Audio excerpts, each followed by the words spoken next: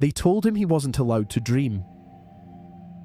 In a world where magic belongs to the bloodline, where power is inherited, not earned, a commoner who reaches for the sky doesn't get wings.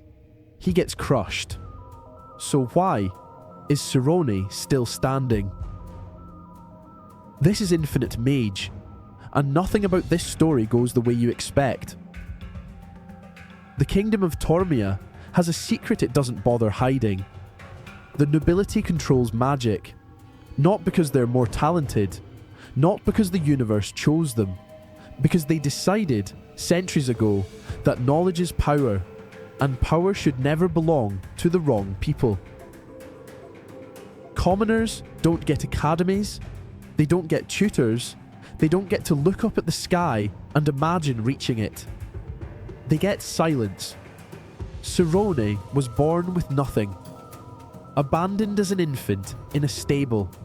Found by a hunter's family who gave him warmth, love, and a life made of hard work and honest hands. But something inside him wouldn't stay quiet. He taught himself to read. He found books about magic, the kind of books a boy like him wasn't supposed to touch. And he read them. Every single one. Most people in his position would have eventually surrendered, accepted the ceiling above them, stopped looking up. Sirone never stopped looking up.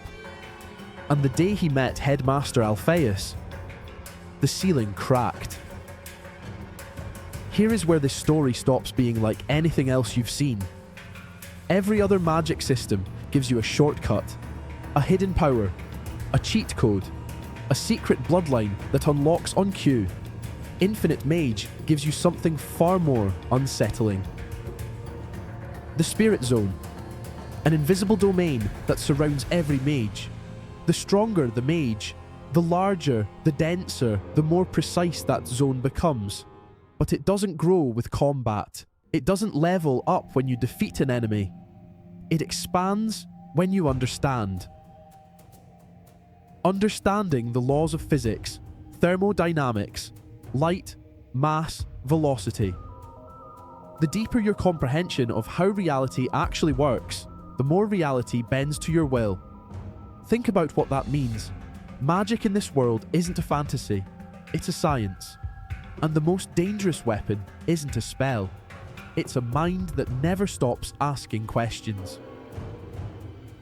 Sirone's techniques aren't flashy for the sake of flashy. His teleportation works because he understands that light has no relative speed. He photonizes his own body, reduces his mass to near zero, and moves. When he arrives, witnesses describe it as the world being crumpled and pushed back into place. Einstein's theory of special relativity, used as a combat mechanic. And here's the part that should disturb you a little. Without a single day of formal training, the moment Alpheas explained the Spirit Zone, Sirone grasped it. Immediately. Not partially. Not theoretically. Completely. A child who had never been taught magic understood it more deeply in 1 hour than students who had trained their entire lives. That's not luck. That's something else entirely. Alpheas Magic School, where the nobility sends its children to become legends, where centuries of accumulated power are passed down in polished halls to students who were never meant to struggle. And then Sirone walked in. The entrance exam takes place in a virtual zone, a simulated magical environment designed to measure a student's baseline. Sirone stepped inside, expanded his spirit zone, and the teachers went silent, a spirit zone at the level of Class 4, from a commoner with no formal training, no noble family, no lineage, no name that meant anything to anyone in that room. Class 7 assignment, standard for weak students, promoted to Class 4, the advanced track, in half a semester. The system was designed to keep people like Sirone out. He was already inside. His rival, Iruki, noble blood, extraordinary omniscience abilities, vast magical knowledge built over a lifetime of privilege. by every logical measurement, untouchable. What happened between them isn't what you'd expect from a Manhwa rivalry. No hatred, no obsession with destruction. Sirone studied Iruki the way he studied magic. Methodically, patiently, relentlessly. He watched for the patterns. He found the gaps. Final match. Spirit Zone Operation Test. Sirone won. Narrowly. And afterwards, the two became friends. Not enemies who tolerate each other. Not reluctant allies. Friends. Because Sirone's greatest weapon was never his spirit zone. It was his ability to see people, truly see them, without the filters of rank, pride, or fear. In a world built on who you were born as, that might be the most dangerous power of all.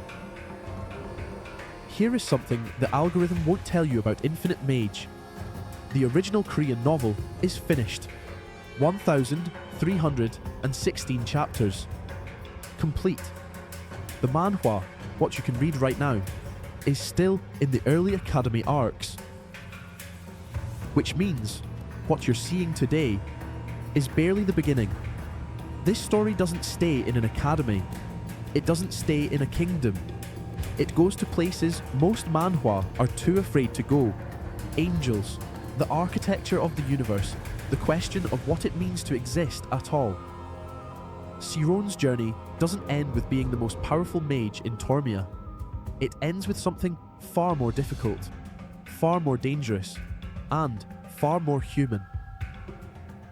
I'm not going to tell you what that is, not yet. Infinite Mage is not a perfect story. It moves slowly in places. Some characters will get under your skin. The romance will divide you. But here's what it is. Original. In a genre drowning in dungeon hunters and reincarnated kings. Here is a manhwa that asks a different question.